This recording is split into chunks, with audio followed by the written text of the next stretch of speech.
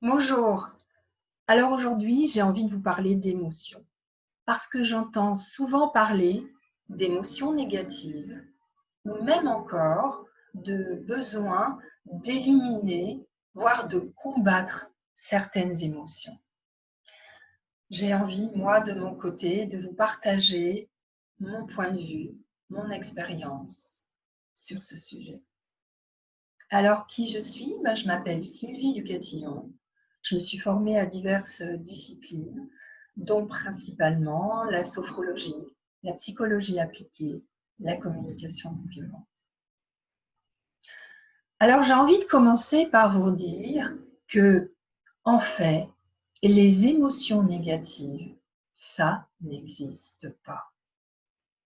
Qu'est-ce que c'est les émotions? Et les émotions, ce sont simplement des signaux. Des signaux que nous devons entendre parce qu'ils nous indiquent que quelque chose en nous a besoin justement d'être entendu et d'être pris en charge de manière à revenir à l'équilibre. Et qu'est-ce que c'est l'équilibre pour tout être humain? Eh bien, l'équilibre, c'est le calme et la paix. C'est ça notre état de fond, notre état d'équilibre. Et c'est ça que bien souvent nous avons envie de retrouver. Alors, ces signaux, ils sont là pour être entendus et être pris en compte. Du coup, il n'y a rien à combattre, il n'y a rien à rejeter. Certes, il y a des émotions qui vont nous être agréables, confortables, dont on va avoir envie parfois de renouveler l'expérience, comme la joie, le fait de se sentir heureux parce qu'il arrive quelque chose de génial dans notre vie, ou tout simplement parce qu'on voit quelque chose d'amusant. Je vous ai déjà partagé que moi, voir sauter, gambader mon chat dans le jardin dans tous les sens, ça m'amusait beaucoup, ça me mettait beaucoup en joie. Et puis, il y a d'autres émotions qui, elles, vont être voilà, d'autres indicateurs. Je vais parler par exemple de la peur. La peur, eh bien, c'est voilà, l'indication qu'en moi, il y a un sentiment de sécurité. Je me sens voilà, dans une situation où voilà, je ressens un danger, que ce danger soit réel, effectif, ou qu'il ne le soit pas. Je suis en train de traverser la route, il y a une voiture qui me fonce dessus à toute allure, et bien effectivement, là, il y a un danger et du coup, je vais faire ce qu'il faut pour entendre cette peur et courir dans un sens ou dans un autre pour éviter d'être percutée par la voiture. Une fois que la voiture sera passée et que je me sentirai de nouveau en sécurité, et bien là, à nouveau, je reviendrai à un état de calme et de paix intérieure. Par contre, si je me trouve dans une situation où le danger que je ressens est pour moi chronique, comme une situation dans le travail par exemple, voilà, ou avec des personnes qui me font du mal, eh bien là, effectivement, si je ne prends pas en charge cette émotion, eh bien, de manière chronique, je vais ressentir de plus en plus de douleur, de plus en plus de souffrance, parce qu'elle m'appelle à faire quelque chose pour moi. L'origine de la tristesse, quelle est-elle? Eh bien, c'est que je dois laisser aller quelque chose. Il y a quelque chose qui, dans ma vie, n'est plus, ou qui n'est plus exactement comme avant, et voilà, je dois laisser partir. Et tant que je ne veux pas lâcher, tant que je résiste, eh bien oui, je vais souffrir et ça va être douloureux. Bien sûr, il y a des situations où pouvoir accepter demande un peu de temps, mais pour autant, l'objet, c'est de passer. Donc on se rend compte que le problème, ça n'est pas du tout l'émotion. L'émotion n'est qu'un indicateur que je dois résoudre quelque chose en moi. Le problème, c'est qu'est-ce que je fais de cette émotion. C'est ce que moi j'appelle la gestion de mon émotion. Est-ce que je suis OK dans un premier temps pour accueillir cette émotion? C'est pas évident, on est dans une société qui justement ne souhaite pas vivre certaines choses, ou alors on a une éducation qui nous a coupé de certaines émotions. Moi, je viens de cette génération où, par exemple, c'était pas beau pour les filles d'être en colère. Et quand j'étais petite fille et que je me mettais en colère, on me disait mais t'es pas gentille, Sylvie, t'es pas belle quand t'es en colère. Ah. Alors j'avais compris que si je voulais être acceptée, eh bien, il fallait que je garde cette colère en moi. Ça ne veut pas dire que je n'étais pas en colère, ça veut dire que je la gardais pour moi, que je ne l'exprimais pas. Je ne devais pas l'exprimer. Et puis les petits garçons, eux, ben, on leur a appris que pour être un homme, il fallait être fort et que les hommes forts, ça ne pleurait pas. Et du coup, eux, ils ont appris à nier, à ne pas écouter, à ne pas laisser s'écouler cette tristesse. Parfois, on peut se rendre compte que après quelques pleurs, eh bien, voilà, l'émotion, elle est comme lessivée et on se sent bien ensuite si on l'a laissé aller.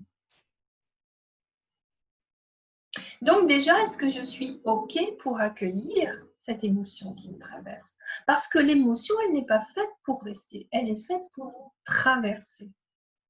Donc, une fois que j'ai accueilli, que j'ai accepté cette émotion, si tant est déjà que j'ai les moyens de l'accueillir, hein, parce qu'effectivement, certaines émotions sont très violentes et génèrent en nous quelque chose de très fort.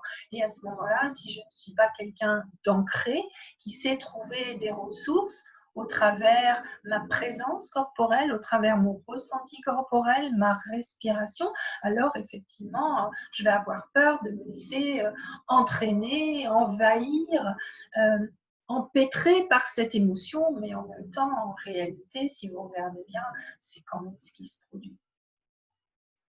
Donc, je me donne les moyens d'accueillir et de venir observer ce qui se passe. Et alors, à ce moment-là, qu'est-ce que j'en fais? Est-ce que je m'en repais? Est-ce que je l'entretiens? Est-ce que je nourris cette émotion? Parce que c'est aussi parfois de cette façon qu'on est le mieux accepté dans certains groupes humains. Hein, par exemple, se plaindre, être la victime, eh bien, ça permet finalement d'être accepté dans certains groupes. Et quand on va bien, ben, plutôt d'être rejeté. Et puis, est-ce que j'accepte alors si je l'accueille sans venir la nourrir, si je l'accueille et que je l'observe en toute bienveillance, en toute neutralité, eh bien, qu'est-ce que j'en fais? Est-ce que j'accepte alors de me poser les bonnes questions? Est-ce que j'accepte alors de remettre en question mon point de vue, de le faire évoluer sur cette personne, sur cet événement qui vient de provoquer cette émotion? Est-ce que j'accepte de poser les actions qui sont nécessaires pour répondre aux besoins qui émergent de cette émotion? Est-ce que je suis prête, comme je le disais tout à l'heure, à remettre en question ce qui se passe? Est-ce que ce que je me dis est vrai? Est-ce que c'est vraiment vrai? J'ai envie aussi de vous inviter à observer que nous ne sommes pas l'émotion. Souvent, on parle avec voilà, un certain abus de langage, on se dit je suis triste, je suis en colère, mais j'ai envie de vous inviter plutôt à observer que nous ne sommes pas la colère, nous ne sommes pas la tristesse. Nous sommes celui, celle qui fait l'expérience de la colère, de la tristesse à cet instant-là. Vous verrez que déjà appréhender les choses de cette manière-là met aussi la distance pour pouvoir mieux observer. Et par exemple, si je fais l'expérience de la colère à cet instant, qu'est-ce qu'elle me montre? Eh bien, elle me montre que je suis en train de ne pas me sentir respectée, voilà, de vivre quelque chose qui n'est pas juste pour moi, qui n'est pas conforme à mes attentes, à mes valeurs.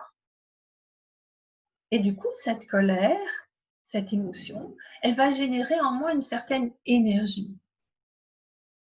Vous êtes d'accord avec moi? Mais si je nie ma colère, si je l'étouffe, alors c'est moi que j'étouffe.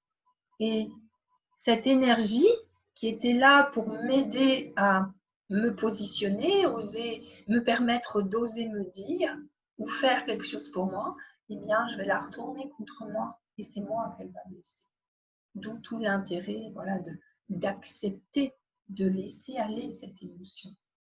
Mais la laisser aller, ça ne veut pas non plus dire, ici dans notre cas, vociférer, hurler, projeter toute l'énergie sur l'autre.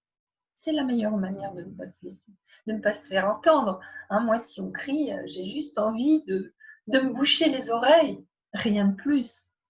Non, à un moment donné, si je me pose et que je prends conscience de ce que j'ai besoin de dire à l'autre, de ce que j'ai besoin de positionner comme action, eh bien, je sais très bien que si je le pose de manière calme et tranquille, mais ferme, alors j'ai beaucoup plus de chances que les choses puissent être entendues ou qu'elles bougent. Peut-être encore que de cette manière, elles ne bougeront pas.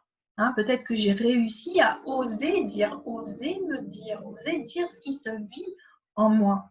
Mais pour autant que l'autre ne change pas. Mais peut-être qu'alors, après, derrière, j'ai besoin d'agir et de me positionner, peut-être, par exemple, en quittant une relation ou un endroit toxique pour moi. Cette force, pour agir, eh bien, je vais la puiser dans l'énergie qui m'habite. Ou encore, je peux arriver avec cette énergie à changer de point de vue, me rendre compte que finalement, ce que j'étais en train de me dire, c'était pas vrai. Et oser changer de point de vue. Voilà, alors j'espère qu'au travers ce petit exposé rapide, j'aurais pu vous faire toucher du doigt qu'il n'existe pas d'émotions négatives, que les émotions sont des signaux qui nous appellent à venir entendre, puis prendre en charge ce qui se vit en nous. Que ça nécessite, eh bien, d'accepter de les accueillir sans nous juger, sans nous culpabiliser, en toute bienveillance pour nous-mêmes, et puis aussi en prenant un petit peu de distance, soit au travers des sensations corporelles, soit en acceptant d'observer que nous ne sommes pas ce signal. Et enfin, une fois qu'on a réussi à les accueillir, il ne s'agit pas de se laisser emporter, de se laisser déborder par cette émotion, mais bien ensuite d'agir pour prendre en compte les besoins, les compréhensions et les changements de point de vue éventuels qui sont nécessaires derrière cette émotion. Voilà, alors j'espère que tout ça vous aura été utile et constructif. N'hésitez pas à revenir vers moi, si vous voulez travailler cette question. Et puis voilà, je vous souhaite une très belle journée. Je vais en profiter également pour faire un petit coucou particulier aujourd'hui à Malika, à Solange, à Véronique et à Adil, avec lesquels il y a ça une dizaine de jours, dans le cadre d'une formation PNL, j'ai fait et posé un défi. Alors je vous embrasse tous et je leur fais un petit clin d'œil à eux en particulier. Au revoir.